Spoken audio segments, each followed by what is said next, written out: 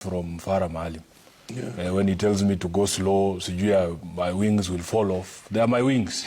Let them fall off if they will. But I will move at the speed that I'm moving with. Because I want to tell you, Farah, it is possible for a president to govern in accordance with the law.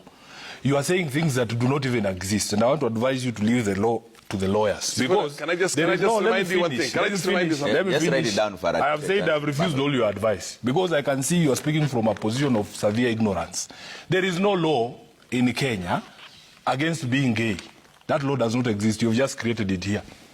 The criminal or the penal code puts a penalty on having sexual conduct that is against the order of nature, including between a man and a woman.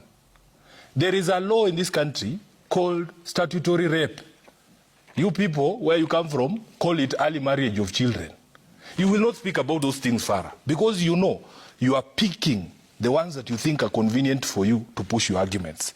When somebody takes this constitution and swears upon it, he should know what he's swearing upon, Trevor. If you read this document at Article 2, it tells you what forms the law of this country. It includes customary law, but that customary law must be in accordance with this constitution. It includes the general rules of international law that shall form part of the law of Kenya. Judges develop the law, my brother. They develop the law. When there's those gaps in the law, they will tell you, like the Supreme Court, so when they identified, let me just say, when the Supreme Court identified gaps in the presidential case regarding whether a majority of commissioners should agree or whether all the commissioners should participate in announcement of the presidential results, they threw that ball back to Parliament. But when Parliament goes to make those laws, Parliament itself as an institution is subject to the Constitution. The Constitution requires that participation of the people was elevated from the KANU Constitution, which I'm sure is still stuck somewhere in your head. It elevated the people's participation in lawmaking to a level where if you do not have effective public participation, that law will be struck out. That is not judicial overreach. Now, all of these things, Trevor, my brother Mungatana was trying to paint a picture of us in the opposition as people who don't participate in debates, and is trying to conflate my decision to reject or not to sit there and listen to Ruto's lies during the presidential debate. And do you know what? No. Even during that presidential debate, nobody is allowed to speak. I think just let me finish. Let's be parliamentary. Let's be parliamentary. We are not in parliament. How can we be parliamentary? We are on TV. We are not in parliament. King is not here to protect you. We have to speak the way we speak. This is not parliament. No, you can't. I can say. Who says I cannot say? This is not your show. It is his show.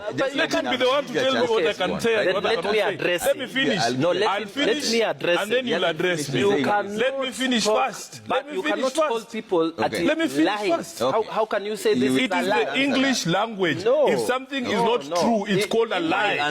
This is not parliament. In my custom, you don't talk to elders or people. Pokomo custom. We are not here under Pokomo customary law.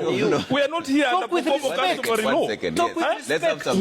No, talk with respect. What I want to say here. This is not a public rally of ODM. You can't come here and start calling the president lying. If you want us to operate, the president is not a Pokomo. The president is not a Pokomo. He's not an elder. He's not an elder. Okay, Mungatana, hold on. No, Sifuna, he should respect people. Agreed. You can't come and say the president is telling lies. It is lies. If people are older than you, if people are older than you, please address them with decorum. This is not a public rally. Agreed. Decorum, yes. Let me tell you, Trevor, you did not call us here under Pokomo customary law. Correct. So let him take Pokomo customary law back to Garsen. I was not going to sit and listen to Ruto's lies as an elected official, so I chose to stay away from that debate. But I'm saying, the point that I am making, you need in terms of publicly correct the way we use our language here. We are before the public. Yes, you will answer that. Yes, go ahead. The president is a liar. I can say it 100 times, and I can demonstrate it to you. And I did it before Parliament, and explained the points made that were not factual. It is unanswered. Not factual is not the same as lies. Not factual is lies. It is not. Hold on. Let the younger gentleman hold on. Let's listen. No, let me finish. I had not finished. I'm being heckled. I had not finished. I had not finished. And this is the tactic they want to use. Let me finish. Let me finish. I will finish. If you don't want me to come to this show, you can tell me. You can have these Pokomo elders come and praise the president all they want. But when I am here, I will speak because it is not Mugatana that invited me here. It is you.